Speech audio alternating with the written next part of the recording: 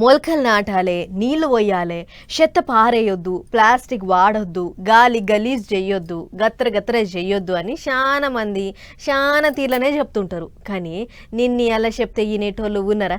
చెత్త వేయొద్దు అని బోర్డు పెట్టిన కాడనే పని కట్టుకొని చెత్త వారేస్తుంటారు. ఎట్లా పడితే అట్లా చెట్లు కొడుతుంటారు, ప్రకృతిని నాశనం చేస్తుంటారు అన్నట్టు ప్రకృతి అంటే యాదికొచ్చింది. ఈసారి పర్యావరణ దినం ఎట్లెట్లా నడిచిందో ఒక్కసారి చూసేద్దాం. కుయ్య కుయ్య మొత్తుకునే బుగ్గ కార్లు లేవు, వెనక మర్ర తూపాకులు పట్టుకున్న కమాండోలు లేరు.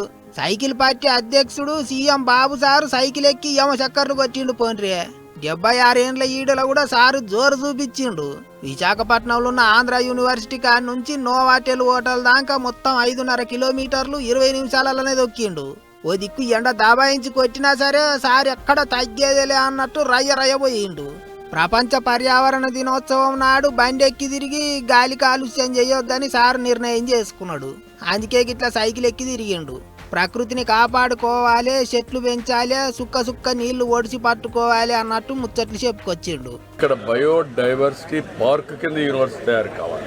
ప్రపంచంలో ఉండే చెట్లన్నీ తీసుకొచ్చి అవన్నీ పెట్టి పిల్లలకి ఇది ఒక ఎక్స్పీరియన్స్ సెంటర్ కావాలి. అది కూడా ఒక డైరెక్షన్ ఇచ్చాం. ఇది solid waste management, circular economy. హాస్టల్లో ఉత్పత్తి చేసే వేస్ట్ కానీ, కాలేజీలో ఉత్పత్తి చేసే వచ్చే వేస్ట్ కానీ ఇవన్నీ కూడా 3 రకాలుగా కన్వర్ట్ చేయాలి.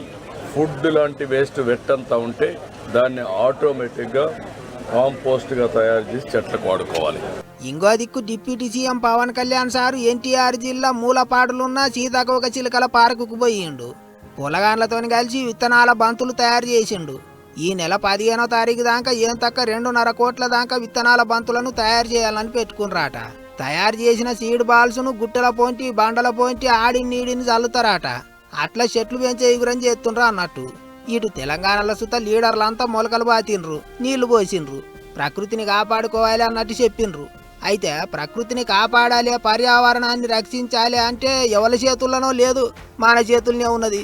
నా ఇల్లు మంచిగుంటే చాలు, పక్కపోంటి ఏమనగానే అనుకుంటారు కొంతమంది. అందుకే మన ఏళ్ళతోని మన కంట్లోనే పొడుచుకున్నట్టు అవుతుంది. ఢిల్లీ అసొంటి పట్టణాలలో పీల్చుకొని ఇంకా మంచి గాలి దొరుకుతలేదు. ఇప్పటికన్నా మనుషులు మారకపోతే పోయే కాలం దగ్గర పడ్డట్టే అంటున్నారు శాస్త్రవేత్తలు.